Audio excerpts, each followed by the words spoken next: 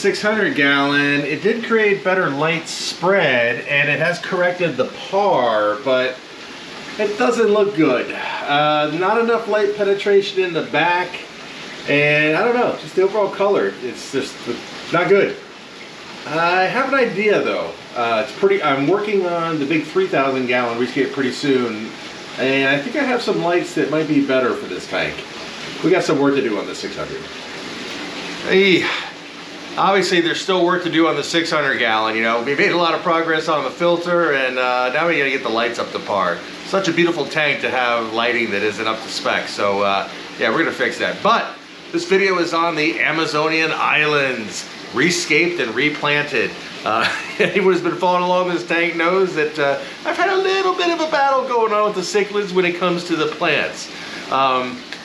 So what I did notice throughout these battles with these guys, and I don't know how many times I've, you know, replanted this thing. We've tried a lot of different stuff. We did, you know, ferns and Anubias and Amazon swords, and none of it really worked out.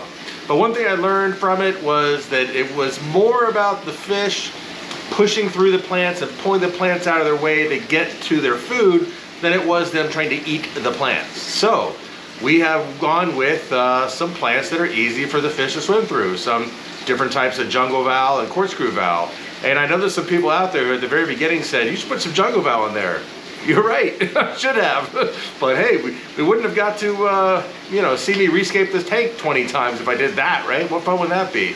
All right, let's see the process of hopefully the last time replanting the Amazonian islands, 750 gallon planted cichlid aquarium. Let's check it out. Okay, we're back with the 750 Amazonian islands. The new plants have come, and don't even say it, I know what you're thinking. This guy's gonna keep trying plants with these severums and all these cichlids. Well, I'll probably give up at some point, but I'm gonna at least try it one more time. And you know what? I don't like the situation with the aquascape in the front anyway, so I want to redo that and over here. So I need to get in there to do that anyways. I might as well plant these plants. They're already here. We're gonna give it a shot, you know. Hopefully we're tweaking it each time to make it more and more likely that these guys won't destroy my plants. Actually, they don't even eat them. They just rip them up, you know, out of the thing. But we have the plan. We know that the feeding area is across here, so we're gonna leave that hardscape. We're gonna do some plants around the base, on the sides, and over here, hopefully out of their way. So hopefully maybe it works. But at any rate, the first thing to do is to go ahead and lower this water level down so I can get in there and move some big heavy rocks around. Oh yeah, I almost forgot. A third batch of baby Acara over there. So they're right there by the rock. I don't know how easy it is to see it. They're very tiny. I just saw for the first time yesterday. You can always tell when the parents turn super dark and get super aggressive to their tank mates, you know they got babies. So I imagine they're not going to be that happy when I move that rock, but probably take a couple bites, but it's got to be done. All right, so I'm going to go ahead and drain this tank down and get aquascaping. Always looks so much different when you have the water down. You can really see that depth back there. Then go up top and look down on these big guys. So yeah, when you're looking through the front, you know, and you see those the big guys are hiding back there, but when you see the big guys out, it looks like they take up so much space, you know, but oh my gosh, it's so deep, 5 feet front to back, so they don't really take up anything. They just kind of hound around the front when it's feeding time. But so I think the plan here is probably I'm going to try to come off of the existing island there. I'm going to leave a gap, but I'm going to do the same thing where I'm going to take a bunch of wood and I'm going to build up a foundation and put the big rock on top of it, sort of coming off of this piece over here. I'll kind of come out this way. And then the same thing over on this side, but I guess it'll just have sort of two sections.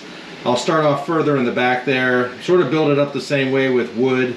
I have a bunch of extra wood down here and up here, so I'll build that up and we'll bring that out. So we'll kind of have a crescent coming that way and coming this way, and we'll do very minimal hardscape here in the middle, maybe a little something somewhere, but mostly kind of open. If I do, I'll do something real small, like just a few rocks with a piece of wood sticking out or something here in these middle parts, and we'll leave that open. And then the plants, I'm going to put those sort of around the taller ones sort of around the back island there on each side, and then some of the shorter ones around the smaller guys, keeping it close to the hardscape, and hopefully that'll keep them out of harm's way. But you know, we don't have a good track record with this tank with getting plants to survive the long term, so we shall see. But at any rate, that's the plan, and I wish I could show you the big guys, but they're all hiding back there now, so just the little guys aren't scared. Okay, let me get to work. All right, we have a modified scape. All right, everyone right now in the comments, place your bets on how long these plants are gonna last before these guys destroy them. Hopefully you're all wrong, and hopefully they're gonna last a long, long time. But let me walk you through the changes here. Okay, so the idea that I had for the right side of the tank held through, and what I've done is I've created, you know, 3 small islands in the front, same way as in the back, where I built up rock and wood and then put that large rock on top of it. When I came over to the left side of the aquarium though, I couldn't do from back to front like I wanted. It didn't look that good, so I went with 2 small islands clustered together, these guys here, and the same thing. It's a cave underneath, and it's built up on rock and wood, and of course it's very strong, and then underneath the fish can go under there, and they seem to like that a lot. And we've opened it up on this left side. Big channel on the left, big channel behind the small islands, in between those and the large island in the back, you know, channel in between. And in addition to the jungle valve and corkscrew valve here, they're giving us a greener, nicer look to the aquarium. Also, just basically have some wood sticking up from underneath the rocks, just to give some more vertical elements in the aquarium for the fish to swim through. And I don't know if you're noticing, I'll give you a second, what's different about how the fish are oriented versus how they were normally oriented at this aquarium. So what it is they're all spread out like everywhere, so they seem to really be enjoying the modification to the scape. Now this is one day after I did the ReScape, and they've been doing the same activity this entire time for 24 hours now, so I have a feeling the change in the aquascape is changing their swimming patterns, where they're hanging out, I should say, in the aquarium. So that's pretty cool. I like the spread out thing a little more. I like that they're utilizing the space better, and definitely these smaller guys, they're really loving the clustered up aquascape here, and the caves and everything. They're all going under there, and of course we still have the 5 foot of depth in this aquarium, so there's just a ton of space for everybody. We can have these big cichlids, but also still have it be very comfortable. So definitely happy with the outcome. Of course, it's just about, it's gonna be, are these plants gonna be able to hang in there? Of course, I'm only putting plants that I think can work out. So there is a chance, you know, it's definitely not a foregone conclusion that they'll destroy these, but they have a bit of a track record with these guys. So I'm pretty confident with the jungle valve, and that's actually one that a few people have recommended, and it's a good recommendation, and it's definitely something I thought about for a long time. Not only does it grow fast, and it's not usually a plant that a lot of cichlids will chew on, the other nice thing about all of these guys, all the plants I chose, is there's no leaves, and all the fish can swim through them really easy. Because what I think was happening, honestly, in my aquarium, was that the fish weren't eating the plants like they were hungry, wanted to eat the leaves, wanted more vegetable matter in their diet.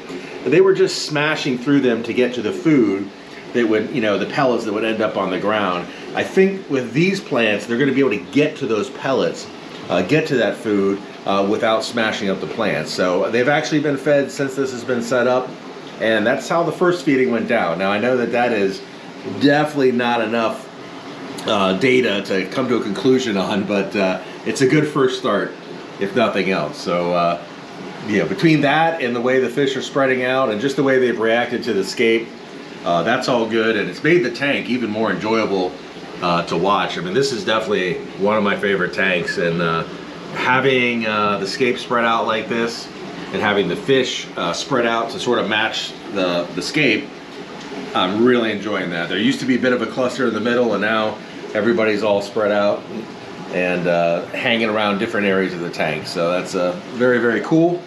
And, you know, so again, so far so good.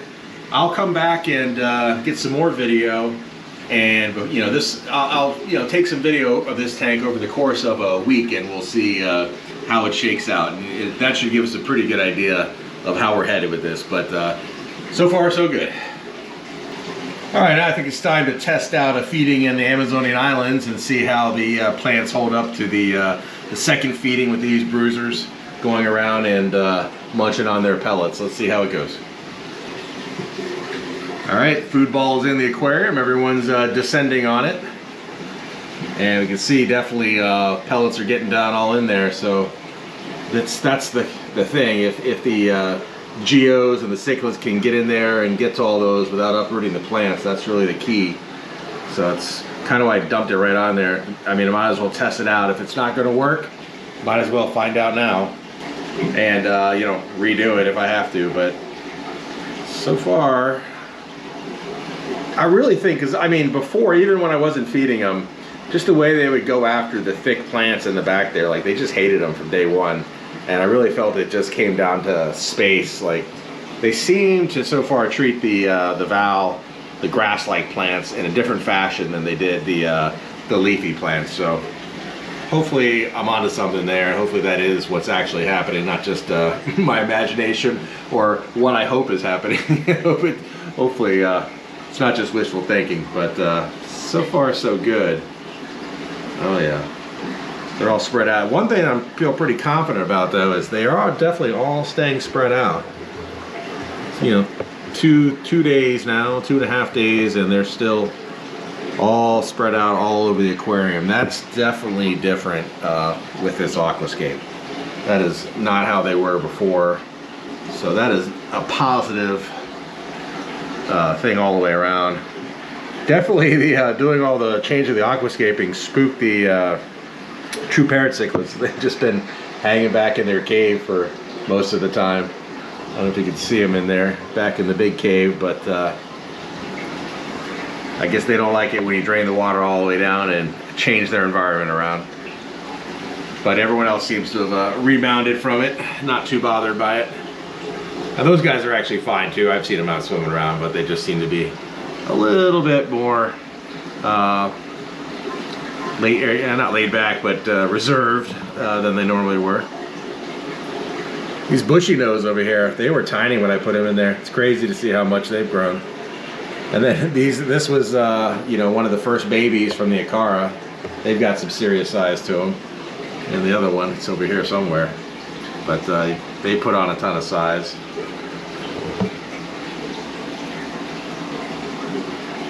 Very cool. Also the geos, the redhead Tapajos, at least the dominant male, he's probably about full grown. He looks like he's pretty much there. And they're all getting pretty close. We'll see. Could get a little bigger, fill out a little bit, but I think lengthwise, probably there.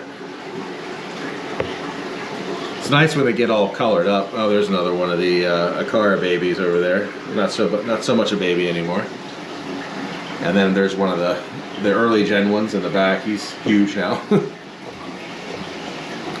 I'm not sure where the Acara babies went after I mean, they were all clustered up in the back over there when I was doing the aquascaping, but I haven't seen them since. Looking for the mom, probably she's moved them back around to the back, I imagine. That would probably make the most sense.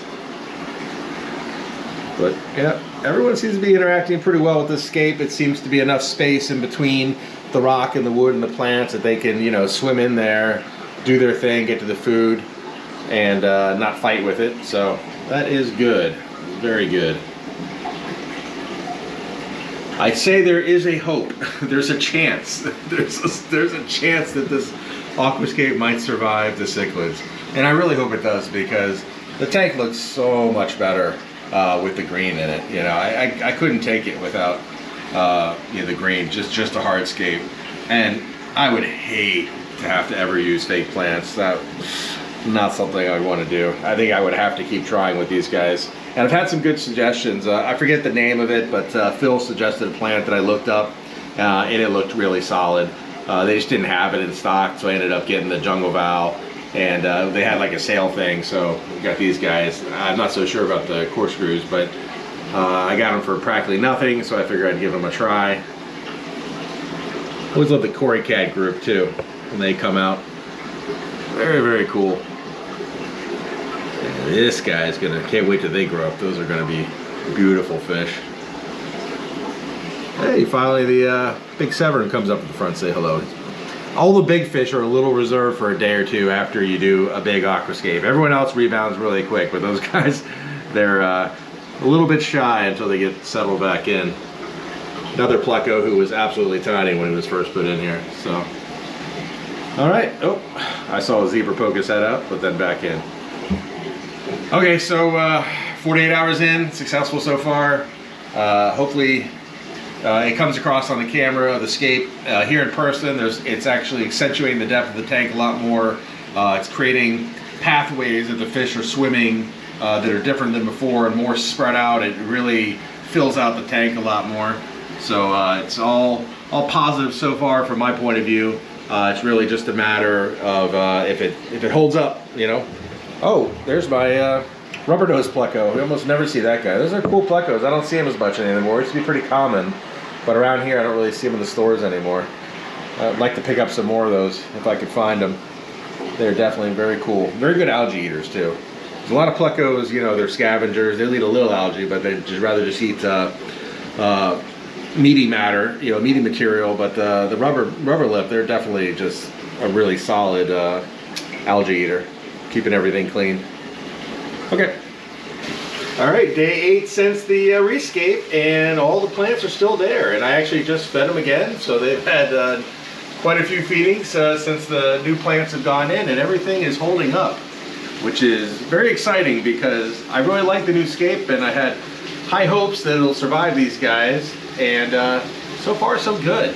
So you can see all the big guys are out now. Everything's back to normal. They've been back to normal for days now, but I wanted to, you know, go ahead and let a gap of time go by before I took any more footage of the tank, rather than just a little bit each day. So, you know, we saw the first day right after the ReScape, and then a day later, and now a full 6 days after that, so 8 days after the ReScape, and we can see that everything's held up. Everything looks the same, which is exactly what we wanted.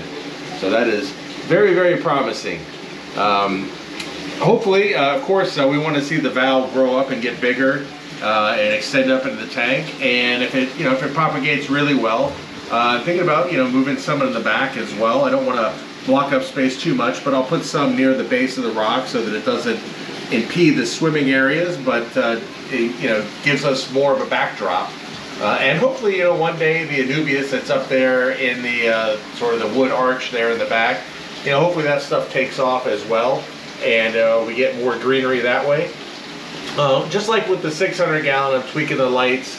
I'm doing the same thing with the 750, and also I'm going to switch the stuff I dose with. I've been dosing with some pond fertilizer, and it seems to just, I don't know, my guess is it's very watered down or very low quality.